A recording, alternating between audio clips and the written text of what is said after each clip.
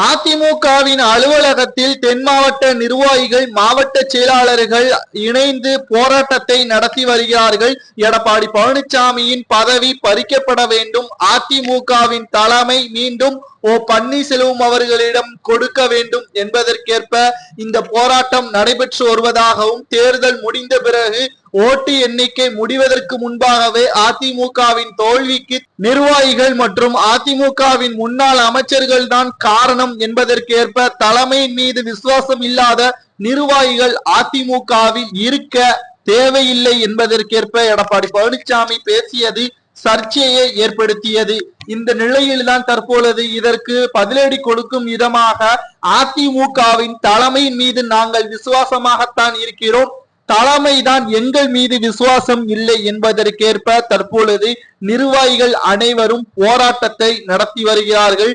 நிச்சயமாக எடப்பாடி பழனிசாமி பதவி ராஜினாமா செய்யவில்லை என்றால் அனைத்து இந்திய அண்ணா திராவிட முன்னேற்ற கழகத்தில் இருக்கக்கூடிய தொண்டர்கள் அனைவரும் பன்னீர்செல்வத்திற்கு ஆதரவாக செயல்படுவோம் என்பதற்கேற்ப இந்த போராட்டம் நடைபெறுவதாக தற்பொழுது செய்திகளும் வெளியாகி இருக்கிறது. ஏற்கனவே பல முன்னாள் அமைச்சர்கள் கருப்பு ஆடாக பன்னீர்செல்வத்திற்கு இருப்பதாக செய்திகளை நாம் பார்த்திருக்கிறோம். தற்பொழுது நிர்வாகிகளும் எடப்பாடி பழனிசாமிக்கு எதிராக செயல்பட்டு வருவதால் என்ன செய்வதென்று தெரியாமல் அதிர்ச்சியில் தற்பொழுது எடப்பாடி பழனிசாமி அவர்கள் இருக்கிறார். கிட்டத்தட்ட எடப்பாடி பழனிசாமியின் தந்திரம் என்னவோ அதிமுகவின் தலைமையை கைப்பற்ற வேண்டும் என்பதுதான்.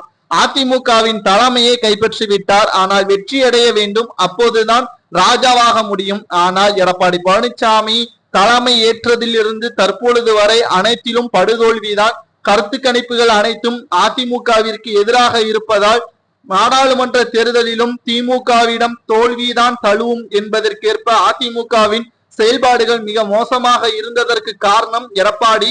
ஆனால் அதை எங்கள் மீது பழியை போடுவது நியாயம் கிடையாது என்பதற்கேற்பதான் அதிமுகவின் அலுவலகத்தில் மாவட்ட செயலாளர்களும் நிர்வாகிகளும் ஒன்று கூடியுள்ளனர். எடப்பாடி பழனிசாமி ராஜினாமா செய்ய வேண்டும் என்று நிர்வாகிகள் கூறுவது சரியா என்றால் மறக்காம இந்த வீடியோவிற்கு லைக் மட்டும் பண்ணுங்க.